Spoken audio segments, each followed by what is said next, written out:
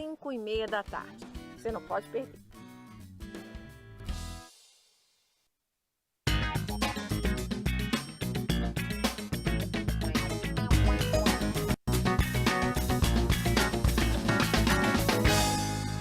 Olá, estudante! Meu nome é Guiomar e nós estamos agora iniciando um novo ciclo, né? O ciclo 2 aí do seu PET. E como proposta para o 7º ano, nós estaremos trabalhando sobre recursos linguísticos. E nessa nossa primeira aula, nós estaremos falando sobre o texto teatral. Só que antes disso, vamos começar, né? Vamos pensar o que é o teatro, qual que é a origem do teatro? E uma outra pergunta que eu gostaria de fazer para você, estudante. Você já teve a curiosidade de ir a um teatro? Já assistiu a uma peça de teatro? Então vamos lá. Espero que essa aula de hoje você sinta-se um pouco mais curioso para conhecer sobre esses gêneros e sobre peças teatrais. Então, o teatro, a origem, né? Desde as sociedades primitivas, as pessoas, né, daquela época, elas tinham como costume usar as danças, os rituais, né, fazer representações. Então, nós podemos pensar que a origem do teatro se deu ali, desde as sociedades primitivas. Mas, né, oficialmente, o teatro ele surgiu na Grécia no século IV a.C., nos rituais, olha lá, já trazendo, né, desde lá dos primórdios, desde antes, dos rituais ao deus mitológico Dionísio, o deus do vinho e da alegria. Então, representações, olha aí, rituais. Tépsis desenvolveu o uso de máscaras para representar. Então foi esse, né, esse personagem, esse Tépsis aqui, Téspis, que ele inventou, né, usou a máscara um dia para representar. Então ele que ficou aí, né, levou a fama de ter inventado essa representação por meio de máscaras, ok? E após, né, a Grécia inovar, trazer aí, né, esse estilo, esse gênero, outras regiões também, como Roma e outras partes do mundo, também adotaram aí esse estilo, né, esse gênero que é o teatro. Então, antigamente, como que era, né? Qual que é o modelo de teatro que nós tínhamos? Esse modelo aqui, ó, tá vendo aqui na lâmina? Esse aqui é um exemplo de teatro que nós tínhamos lá, né, na Grécia, nos povos mais antigos aí, né? Esse modelo, tá vendo? Parece aqui, né, como se fossem as cadeiras que nós temos nos teatros hoje, aqui, né, seria o nosso palco. Então, esse é o modelo, ok? De uma cidade antiga. Agora, quando nós pensamos na palavra teatro, o teatro, ele pode ser entendido como uma determinada arte, né, a arte de representar, ou às vezes também nós confundimos o teatro como o próprio espaço físico. Então, eu trouxe duas lâminas aqui para gente. Essa lâmina aqui, né, que tem os atores aqui, né, que estão preparados, né, para representar uma peça teatral, e um espaço também, né? Esse aqui é o palco, nós temos também alguns atores no fundo. Então, a palavra teatro, ora se confunde, né, com a própria arte, né, com o gênero, a arte de representar, e com o espaço físico também. O texto teatral. Será que o texto teatral é como, né, esses textos que nós temos o costume, né, de manusear no nosso dia a dia? Vamos ver.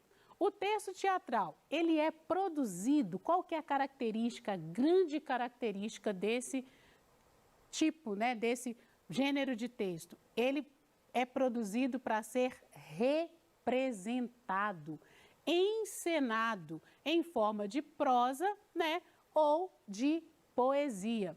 Eu não sei, né, vocês, se na escola de vocês têm o costume de selecionar algumas pessoas para declamar, né, poesia.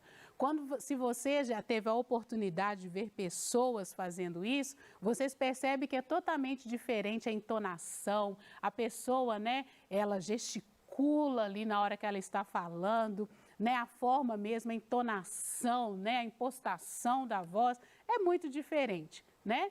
Então, é só um exemplo, né, que eu trouxe para vocês aqui, a questão da declamação da poesia, só para vocês perceberem, né, quais são as características desse gênero ou gênero que são parecidos com o texto teatral. O dramaturgo, quem que é essa pessoa? É a pessoa que escreve as peças teatrais. Não sei se você já teve a oportunidade também de ouvir esse nome, mas agora já não é mais novidade para você.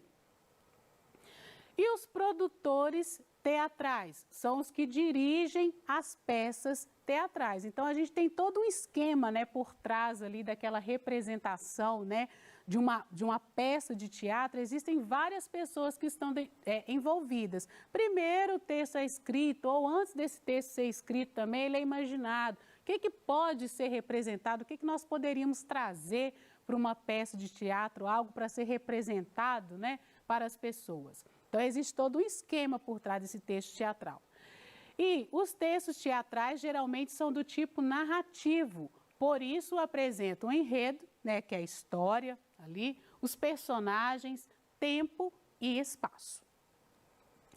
Atos é o momento das ações, da divisão das cenas, da mudança de cenário e ou dos personagens. Então, cada cena, cada ato ali, né, você pode ter uma mudança de cenário, né? Ou então existem algumas peças também que funcionam como um cenário único também, né? Mas outras peças também a gente tem mudança de cenário, mudança dos personagens, das cenas, né?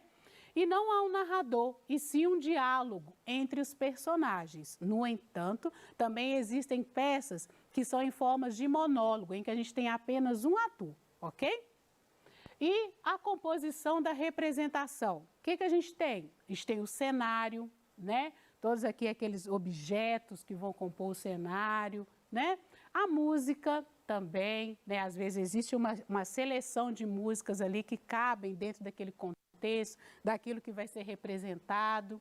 A iluminação também faz parte, né? Porque dependendo do que será encenado, a gente pode ter muitas luzes ou o ambiente pode ser um pouco, né, mais escuro, depende do que vai ser representado. O figurino, né, que muitos dizem, né, que faz toda a diferença numa representação teatral.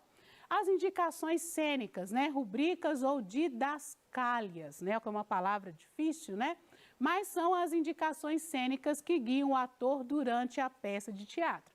Então, quando tem, né, faz isso, faz aquilo, existe toda uma pessoa, né, que diz ali o que vai acontecer, da maneira que vai acontecer, são as indicações cênicas. Então, características do gênero teatral, resumindo, é o gênero narrativo, diálogo entre personagens, mas nós vimos que também pode ser um monólogo, textos, né, que são feitos para ser representados ou encenados, o discurso direto, né, porque como nós falamos, não existe um narrador, né, mas aí acontece de forma entre diálogo entre os personagens ou monólogo, né, mas dentro desse monólogo também, se nós formos viajar um pouquinho, esse ator, né, essa pessoa que está representando, ela pode estar conversando com alguém, às vezes conversando consigo mesmo, mas só uma viagenzinha, né, só para a gente pensar um pouco. Atores, né, a plateia e palco, cenário, figurino e sonoplastia, né, que é o som, a música, como nós falamos, linguagem corporal e gestual, né, porque não é só ir ali na frente e ficar paradinha, né, falando, não. Nós vimos, né, linguagem é tudo, então o corpo, nosso corpo, os gestos também expressam, eles também comunicam, certo? E a ausência de narrador, como nós falamos. A linguagem teatral, como nós falamos, lembra lá da declamação da poesia que eu disse? Então, a linguagem teatral, ela é expressiva. Como que a pessoa expressa, né? Até mesmo com a entonação da voz, com o corpo, né? É o que a gente chama, né? Fala de presença de palco, né? A pessoa precisa de representar, de expressar aquilo que ela está falando, né? É dinâmica, né? Dinâmica justamente por ser expressiva também, né? Dialógica, corporal e gestual, ok? Então, Elementos da linguagem teatral. O que compõe? Quais são as outras características? Quais são os outros elementos? O tempo, que é o tempo real, só que esse tempo ele pode ser um tempo real, que é o tempo da representação, né? O momento, por exemplo, uma peça de teatro, ela dura em torno de quê? Né? Depende, 50 minutos, 30 minutos, 40 minutos, esse é o tempo real. No entanto, também existe o tempo dramático, ou seja, é aquele tempo em que os fatos, né, narrados, eles acontecem. Por exemplo, eu posso ter uma peça de teatro que dura 50 minutos, no entanto, pode contar, por exemplo, 20 anos da história, né, de vida de um ator, de uma pessoa, por exemplo. Né? Então, esse é o tempo dramático. Ou também pode ser uma peça, né, que acontece, por exemplo, são 50 minutos, mas a história que trata ali, o tempo que está sendo representado é de um dia, por exemplo, né, uma semana, um mês, um ano, por aí vai. E o tempo da escrita, né, que é a produção da obra, é o que eu disse, né, antes de uma peça ser representada, existe todo um esquema de produção, desde o dramaturgo, a pessoa que vai escrever, de pensar, né, o que pode ser representado, o tempo da escrita, né? Porque às vezes a gente percebe muito isso, né? Uma peça que dura 50 minutos, mas levou o quê? Às vezes muito tempo para ela ser escrita, ok? E o espaço? O espaço cênico, né? É o local de apresentação da história. Ou seja, pode ser um bar, uma escola, né? Que é aquele espaço, né? O cenário que está sendo representado ali também. E o espaço dramático, local em que serão desenvolvidas as ações dos personagens. Ou seja, existe o teatro de rua hoje, né, o palco e essas diferenças de espaço que a gente tem. E os personagens? Ou seja, existem os personagens que são os personagens principais, os chamados protagonistas, e os personagens secundários e figurantes, né, que vão ali contracenar, né, com os atores principais. A estrutura dos textos teatrais. Existem o quê? O texto principal, que apresenta a fala dos personagens, né? Pode ser um monólogo, diálogo, a partes. O texto secundário, que inclui a descrição do cenário, do figurino e rubricas, ou seja, existe o texto em si, o texto que foi construído, que tem a fala dos personagens, mas existe um outro texto por trás, né, que vai indicar, né, que vai falar, vai descrever o cenário. Por exemplo, é um ator que vai contar sobre um dia que ele passou na escola. Então, vai ter a descrição dessa escola. Como que vai ser essa escola, certo? A divisão dos textos teatrais. Como eu falei, né, ele é do tipo narrativo. Então, se é do tipo narrativo, existe a introdução, né, que vai apresentar os personagens, o tempo, do que se trata a história. E complicação ou conflito, ou seja, vai ter algo que precisa de ser desvendado, algo que vai acontecer, né, naquela história ali, que precisa ser resolvido no final. E o clímax, eu costumo dizer, né, para os alunos que o clímax é aquele momento que você fica assim observando a cena e fica, né, apreensivo, né, quanto ao que vai acontecer, como que isso vai acabar, é o momento auge, né, ali da narrativa. E o desfecho, que é o final, como que vai ser resolvido, né, essa complicação, esse conflito. Esse é o desfecho da história. E os gêneros teatrais, né, ou subgêneros do gênero dramático. Nós temos o alto, a comédia, o drama, a farsa, a mímica e outros gêneros também que cabem aqui. Por exemplo, o stand-up comedy, né, que nós temos hoje, também é um tipo de texto teatral, um subgênero do gênero dramático também hoje, né, mais moderno, nos tempos de hoje. E o alto, né? O alto é o que tem aí na sua apostila, no seu PET. É um exemplo desse gênero dramático que nós temos.